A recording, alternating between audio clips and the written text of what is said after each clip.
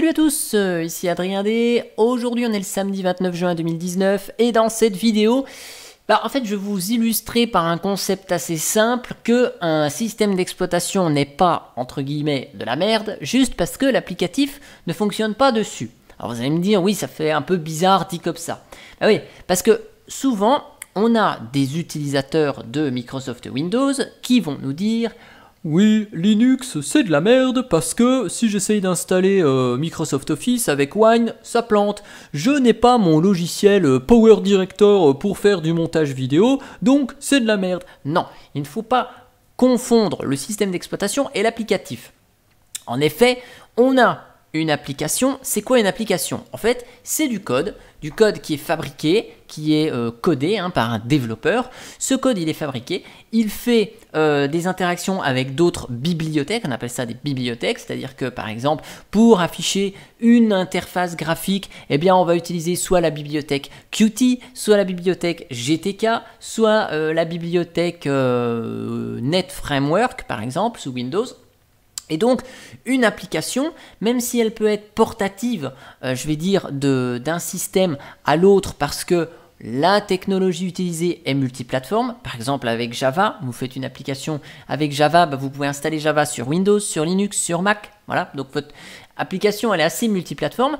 Mais après, vous avez des applicatifs. Prenons par exemple l'exemple Microsoft Office. Eh bien, il est fabriqué avec tout plein de trucs en rapport avec Microsoft et donc c'est compliqué de le porter sur Linux. Mais c'est pas parce que Microsoft Office ne fonctionne pas nativement sous Linux et qu'on en a la possibilité avec Wine de faire des petites bidouilles pour l'installer que forcément Microsoft Office ne fonctionnant pas sous Linux, Linux c'est de la merde. Non, il faut utiliser les applicatifs qui sont compatibles avec le système.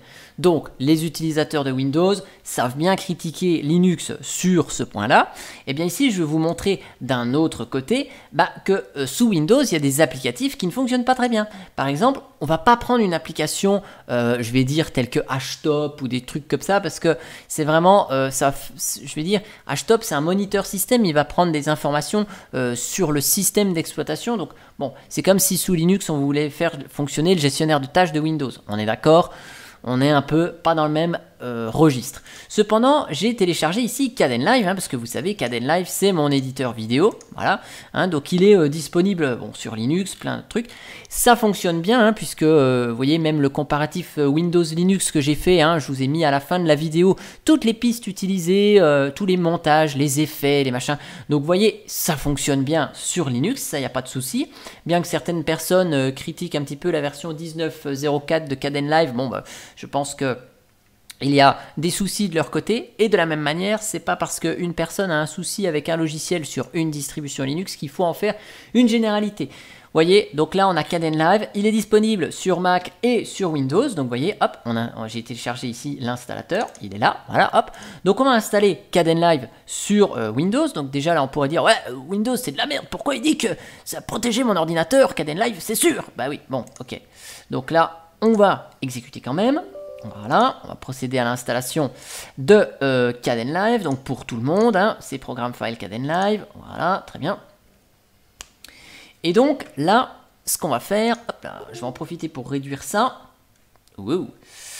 Je vais aller récupérer une vidéo pour faire un petit montage simpliste. Voilà. Donc on va aller dans ressources médias, je vais aller dans vidéo, je vais prendre l'intro, hop, que je vais copier-coller ici. Alors, finish. Peut-être que je crée un nouveau dossier, vous allez me dire. Hop là, voilà. Donc, intro.mp4. Voilà, c'est mieux comme ça. Et puis, allez, je vais prendre mon compteur 60 minutes, on s'en fout. C'est juste pour vous faire un petit montage assez rapide. Donc, ici, hop, voilà. On va ouvrir Kdenlive, nouvellement installé. Kdenlive, voilà. Ok. Donc on va faire notre montage minuscule. Voilà. Donc là, oh non non, je comprends pas le logiciel, il n'y a pas les icônes. Puis il est en anglais, c'est nul, c'est de la merde Windows. Non. Donc ici, ce qu'on va juste faire, donc là c'est parfait. Je sais même plus comment le paramètre Kdenlive. Il est paramétré depuis belle lurette chez moi. Hop, Alors, monitor, configuration. Barre d'outils, vous voyez, oh, il est en franglais, oui, marqué timeline, monitor, view ici. Hein. Donc, je tiens juste à vous rappeler un truc. Hein. C'est qu'ici, c'est la version, hop là, 19.04.2. Et si on prend la Kdenlive 19.04.2 ici, hein, bah, je suis désolé, moi j'ai affichage, j'ai pas view, j'ai outils, j'ai pas tool. Hein, et je vous rappelle que j'ai exactement la même version. Bon, bref. Ceci étant dit, attendez, petite pause.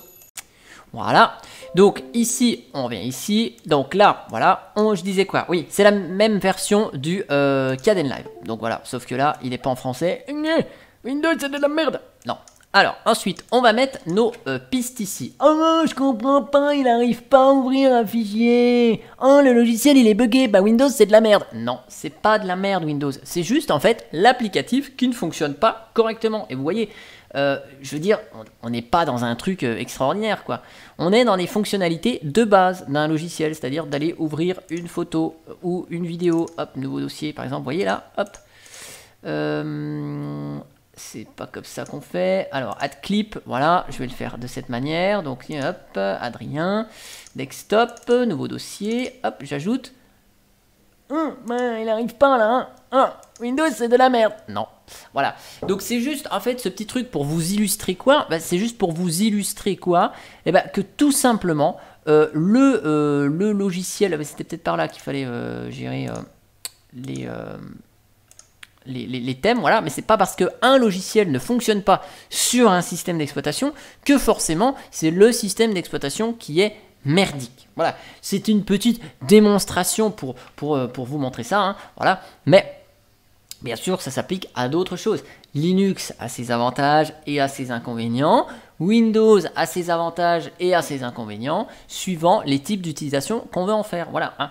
Et je ferai bien sûr évidemment une vidéo qui parlera de mon avis sur Windows 10. Alors bien sûr, je ne pourrais pas faire une vidéo sur Windows 10 en tant qu'utilisateur, j'allais dire lambda, parce que c'est pas du tout mon utilisation. Moi, j'utilise Windows 10 que dans le cadre professionnel. Je l'utilise et je l'administre. Donc, j'en ferai une vidéo vraiment séparée sur le sujet. Voilà, en espérant que cette petite vidéo vous aura plu, que ce petit exemple assez ubuesque vous ait illustré hein, le fond de ma pensée. Hein.